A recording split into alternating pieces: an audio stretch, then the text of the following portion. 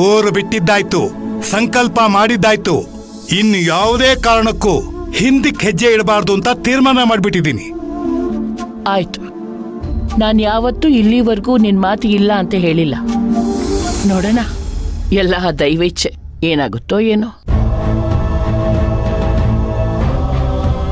ಯಜಮಾನ್ರೆ, ಪರಮೇಶಿ, ಒಂದು 10 ನಿಮಿಷ ರೆಡಿ ಆಗ್ತಾ ಇದೀವಿ, ಆಯ್ತಾ?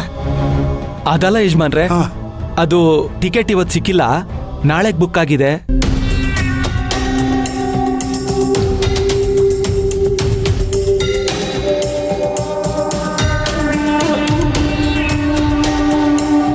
ನೀವೇನು ಆತಂಕ ಪಡಬೇಡಿ, ನಿಮ್ಗೇನು ಆಗದೆ ಇರೋ ಥರ ನಾವು ನೋಡ್ಕೊಳ್ತೀವಿ. ಯಜಮಾನ್ರೆ, ನಮ್ಮ ಹೋಟ್ಲು ಸುತ್ತ ಪೊಲೀಸ್ ಸರ್ಪಗಾವಲಿದೆ, ನೀವೇನು ಚಿಂತೆ ಮಾಡಬೇಡಿ. ನಮ್ಮ ಪ್ರಾಣ ಒತ್ತೆ ಇಟ್ಟಾದ್ರೂ ನಿಮ್ಮನ್ನ ಕಾಪಾಡ್ತೀವಿ ಯಜಮಾನ್ರೆ. ಆಯ್ತಪ್ಪ. ಇದೇನಪ್ಪ ಇದು? ಕೈಗೆ ಬ್ಯಾಂಡೇಜ್ ಕಟ್ಕೊಂಡಿದ್ಯಲ್ಲ, ಹುಷಾರಾಗಿದೆಯಾ ತಾನೆ?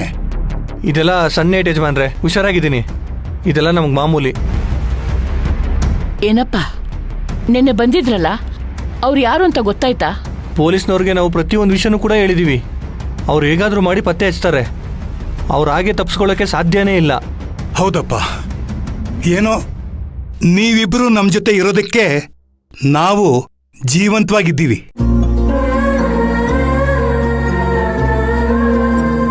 ನಿಮ್ಮ ಜೀವನ ಪಣಕ್ಕಿಟ್ಟು ನಮ್ಮನ್ನ ಕಾಪಾಡ್ತಾ ಇದ್ದೀರಲ್ಲ, ನಿಮ್ಗೆ ನಾವು ಎಷ್ಟು ಕೃತಜ್ಞತೆ ಹೇಳಿದ್ರು ಸಾಲದು ಕಣಪ್ಪ.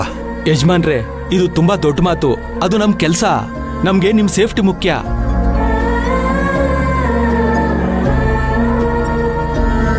ಏನೋಪ್ಪ, ದೇವರು ನಿಮ್ಮ ರೂಪದಲ್ಲಿ ಬಂದಿದ್ದಾನಷ್ಟೇ.